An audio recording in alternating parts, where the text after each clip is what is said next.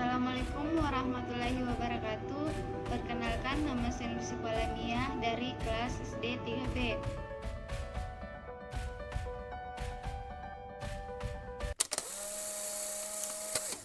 Di sini saya akan menjelaskan tentang strategi pembelajaran. Strategi pembelajaran dapat dilakukan dan ditempuh oleh seorang guru atau siswa dalam melakukan upaya terjadinya suatu perubahan tingkah laku atau sikap. Strategi pembelajaran merupakan salah satu cara yang digunakan guru dalam penyampaian materi pembelajaran. Proses pembelajaran yang dilakukan oleh guru tidak bisa terlepas dari penerapan strategi pembelajaran, karena strategi pembelajaran tersebut merupakan salah satu cara yang digunakan guru dalam menyampaikan materi pelajaran. Penyampaian materi pelajaran tersebut dapat diserap dan dipahami oleh siswa, karena hal ini berdampak terhadap tujuan yang hendak dicapai. Tujuan proses pembelajaran tersebut adalah tercapainya hasil belajar yang diinginkan atau di atas standar minimum. Strategi pembelajaran sangat berguna bagi guru maupun siswa pada proses pembelajaran. Bagi guru, strategi pembelajaran ini dijadikan sebagai pedoman dan acuan bertindak yang sistematis dalam pelaksanaan pembelajaran. Bagi siswa, penggunaan strategi pembelajaran dapat mempermudah proses pembelajaran dan mempercepat memahami isi pembelajaran. Yang kedua, variabel-variabel pembelajaran. Variabel-variabel pembelajaran ini dimodifikasi menjadi 3, yaitu yang pertama, kondisi pembelajaran. Variabel yang termasuk ke dalam kondisi pembelajaran yaitu variabel-variabel yang mempengaruhi penggunaan variabel metode. Maksud yang terpenting dari bahasa ini adalah mengidentifikasi variabel-variabel kondisi pembelajaran yang memiliki pengaruh utama pada ketiga variabel metode.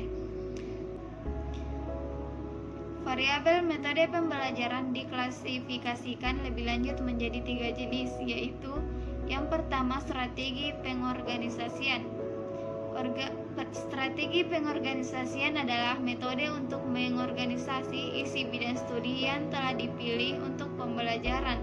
Mengorganisasi mengacu pada suatu tindakan seperti pemilihan isi, penataan isi, pembuatan diagram, format, dan lain-lain yang setingkat dengan itu.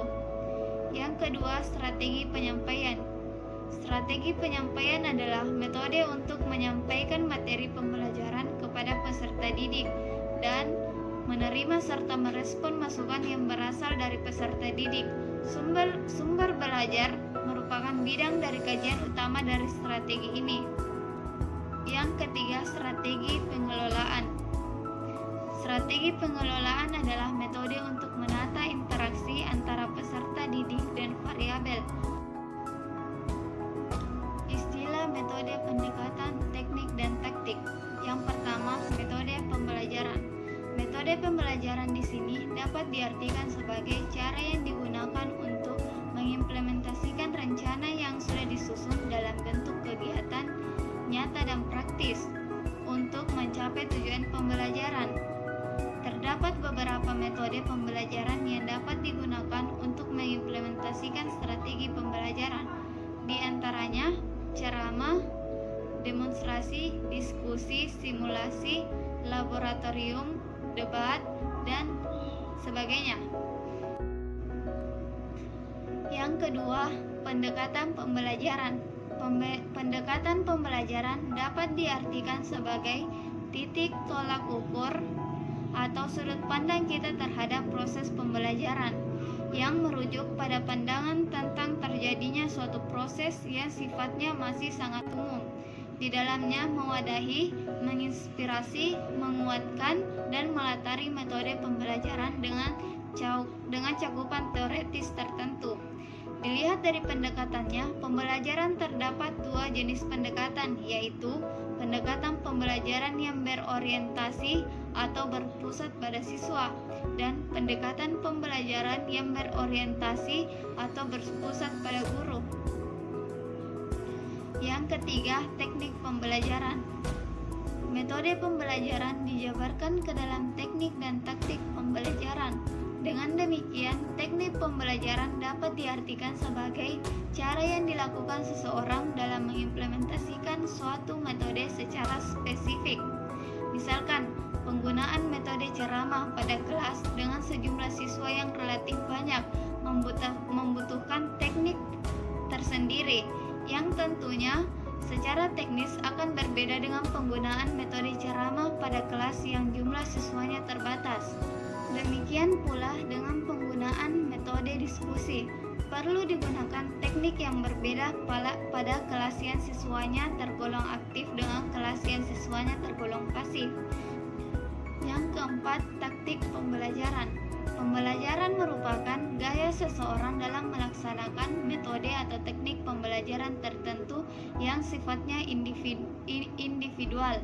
Misalkan, terdapat dua orang sama-sama menggunakan metode ceramah, tetapi mungkin akan sangat berbeda dalam taktik yang digunakannya.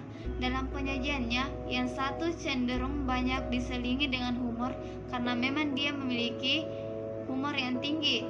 Sementara yang satunya lagi kurang memiliki humor tetapi lebih banyak menggunakan alat bantu elektronik karena dia memang sangat menguasai bidang itu.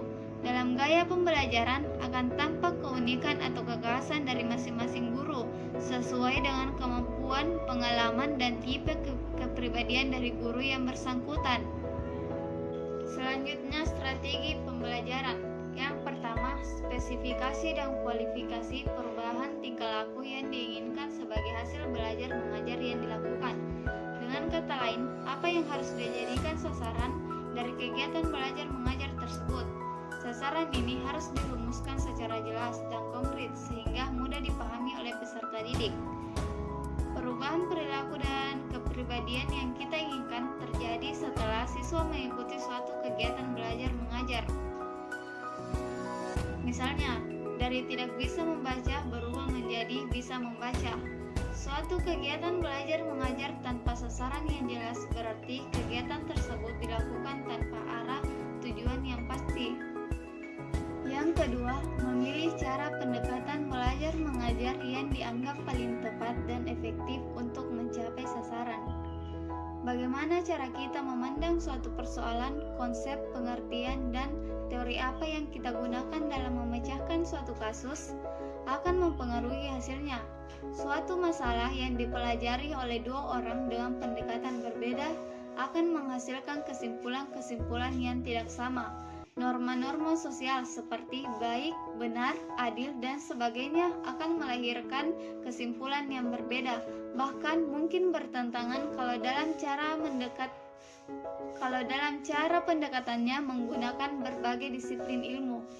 Yang ketiga, memilih dan menetapkan prosedur, metode, dan teknik belajar mengajar yang dianggap paling tepat dan efektif. Metode atau teknik penyajian untuk memotivasi siswa agar mampu menerapkan pengetahuan dan pengalamannya untuk memecahkan masalah. Berbeda dengan cara supaya murid-murid terdorong dan mampu berpikir bebas dan cukup keberanian untuk mengemukakan pendapatnya sendiri. Perlu dipahami bahwa suatu metode mungkin hanya cocok untuk dipakai mencapai tujuan tertentu.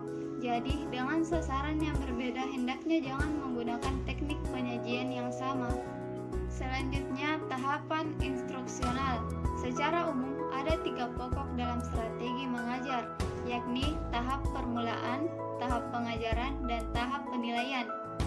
Ketiga tahapan ini harus ditempuh pada setiap saat melaksanakan pengajaran. Jika satu tahapan tersebut ditinggalkan, maka sebenarnya tidak dapat dikatakan telah terjadi proses pengajaran.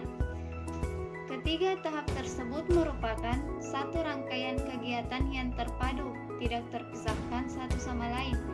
Guru dituntut untuk mampu dan dapat mengatur waktu dan kegiatan secara fleksibel, sehingga ketiga rangkaian tersebut diterima oleh siswa secara utuh.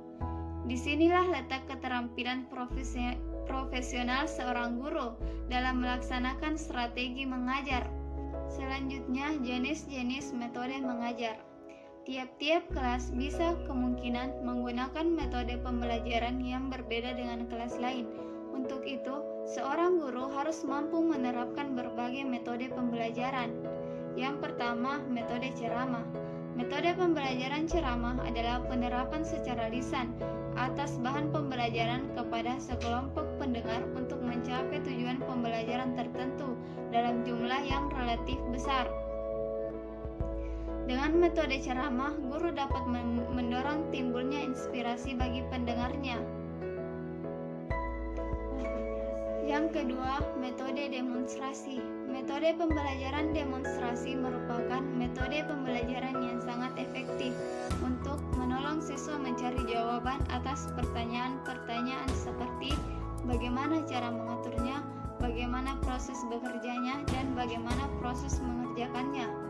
Demonstrasi sebagai metode pembelajaran bila mana seorang guru atau seorang demonstrator memperlihatkan kepada seluruh kelas suatu proses, misalnya bekerjanya suatu alat pencuci otomatis, cara membuat kue, dan sebagainya. Yang ketiga, metode diskusi. Metode pembelajaran diskusi adalah proses pelibatan dua orang peserta atau lebih untuk berinteraksi, saling bertukar pendapat, dan saling mempertahankan pendapat dalam pemecahan masalah sehingga didapatkan kesepakatan di antara mereka. Kesimpulan dari materi strategi pembelajaran adalah suatu pola yang dirancanakan dan ditetapkan secara sengaja untuk melakukan kegiatan atau tindakan di mana pembelajaran adalah upaya pendidik untuk membantu peserta didik melakukan kegiatan belajar.